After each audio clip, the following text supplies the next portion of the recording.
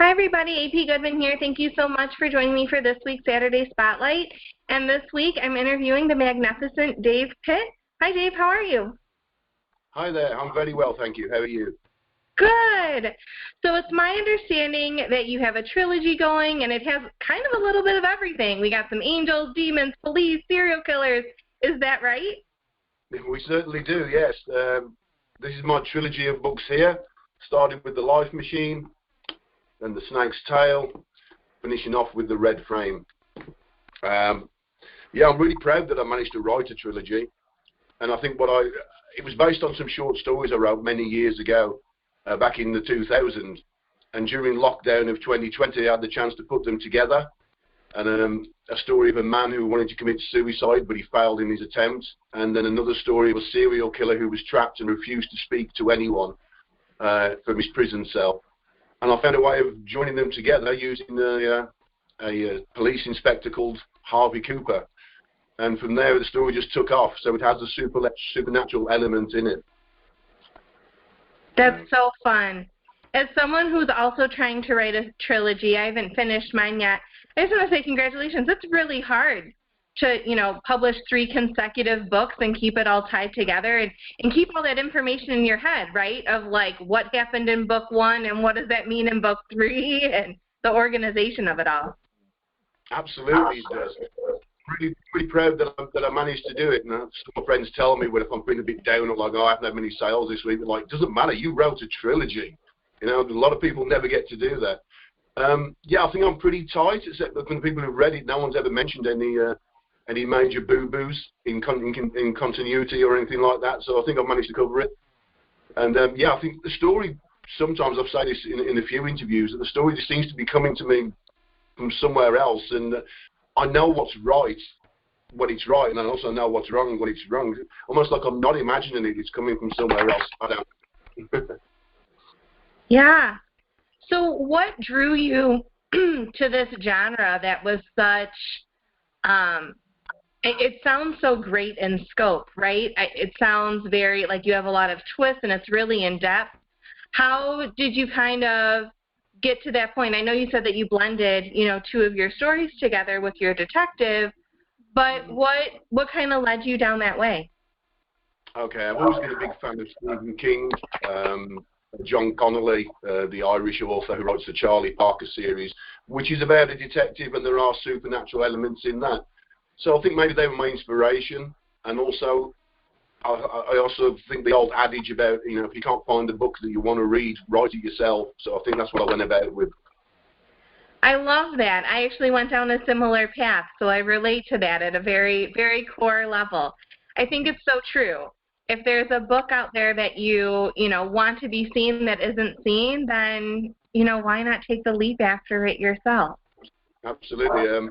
The book's quite visual. It's very fast-paced. The thing I get told by most of my readers is as soon as they finish a chapter, most of the chapters are very short, maybe page and a half, 2.5 pages. They just want to read the next one because it goes to someone else's story, and then it all comes together to entwine at the end of each story. So that way, in a way, I'm writing 3 or 4 different stories at a time, and they all start to become connected slowly until the ending. That's cool. Do you have a favorite character or a least favorite character to write? One of the most popular ones is a teenager called Jay Cleaver. I quite like writing him. He's 17 years old, doesn't have a job, lives on the streets. And at the start of the story, he has a chance to save Alex, the man who's on a ledge, who wants to jump off and kill himself. He has the opportunity to save him, and he chooses not to because it's actually more exciting for him to see what happens, and he can rob the guy while he's on the street. It's a decision that really affects everything else through the book. That's awesome. A teenager. I write teenagers too. Is it hard to kind of tap that part of your brain and to think from not only a detective, right, who I assume is adult age, but then to go back and go younger as well? I think it's a lot of the characters that are based on elements of my life from various time periods, really. I think 17-year-old Jay Cleaver is me if I'd have had a lot less fortune in life, a lot less luck, and I'd have been stuck with nothing. I could have probably become nasty and that cold-hearted. Inspector Cooper, he's 54 years old, which was my age when I wrote the book, so he's sort of perhaps how I am now, more steady with everything, more level-headed. And then there's Alex, who tried to kill himself. He was 30, and just gone through a divorce, something I went through at around that age. So I think they all contain elements of me in them, I think. Oh, I love that. I love when an author puts so much into it, because you're learning so much more than just the words on the paper, and you're immersing yourself in getting to know someone, right? So much more than just what the plot has in front of you. I think so. There's a lot of elements in the story. They're twists on things that have happened in my life, and then relationships with various people, whether it be bosses or parents or friends. So it's all thrown in there. It's very cathartic. It's a lovely thing to do. Yeah. And I know in reading up on you for this interview, one thing about your life that hasn't come up, I'm not even sure if it's in your books, but I think it's so interesting, is, and correct me if I'm wrong, but you studied acting in the home of Shakespeare. Is that right? I did. I spent 2 years studying at the College of Stratford-upon-Avon. We had close links with the Royal Shakespeare Company, who would invite us there to work with them. It was the most wonderful and creative 2 years of my life. Prior to that, I'd really done nothing in that field. But at an interview that the sort of job centre gave me, because I didn't have a job at 29 years old, and they said, "What do you want to do?" I was like, "I want to run a market store." They're like, "No, I don't believe you. What do you want to do?" I said, "I want to learn to perform on stage." I just shouted it out. It was a little like a musical. And they said, "Okay, we'll do that then. Get yourself onto a college course." So I applied to my local college, but I was told it wasn't a very good course. And they said, "Oh, if you're going to do it, try Stratford-upon-Avon, do it." And I did it, and I got in on the strength of 3 poems that I'd written for my audition. I was supposed to sing, dance, and do a speech, but I just went with these.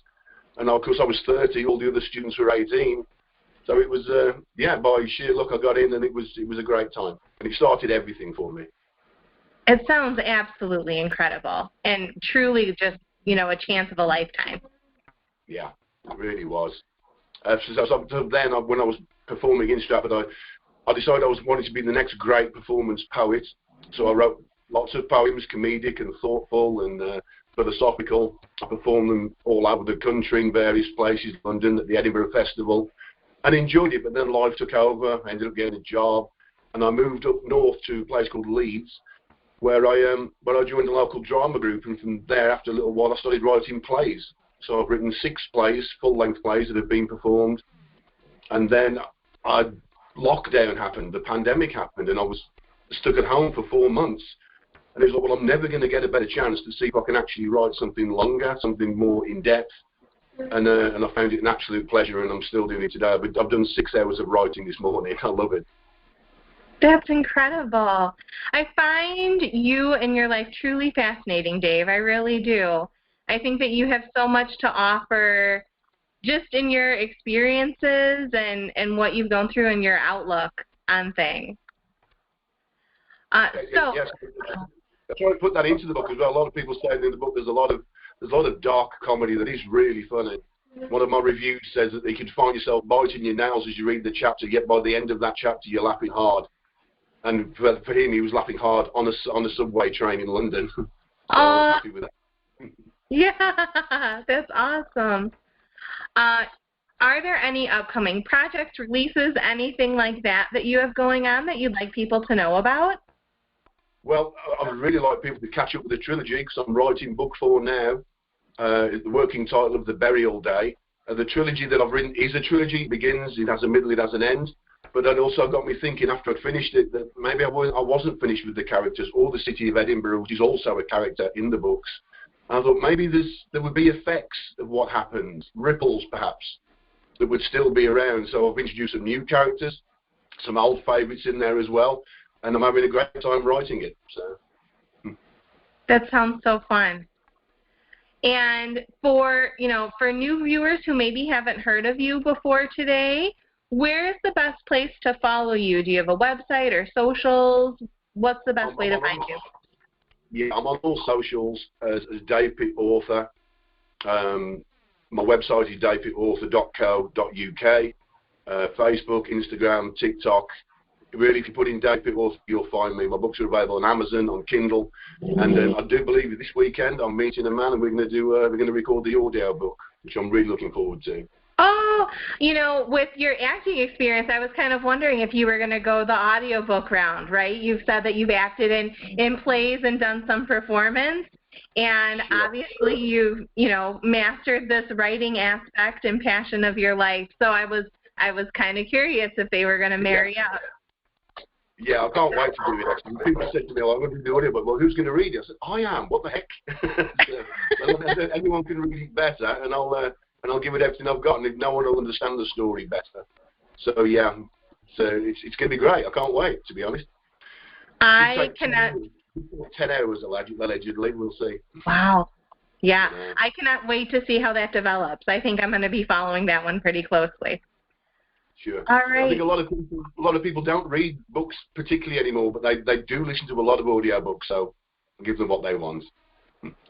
I listened to 4 hours of an audiobook yesterday, so I certainly understand. Thank you so very much for meeting with me today. I know I said it earlier, but I find you truly fascinating, and I really enjoyed my time with you, so thank you so much for sharing part of your day with me, Dave. Thank you so much for having me on the show. Yeah. All right. Everybody, we will see you next week. I hope you enjoyed your time today, and until the next one, bye.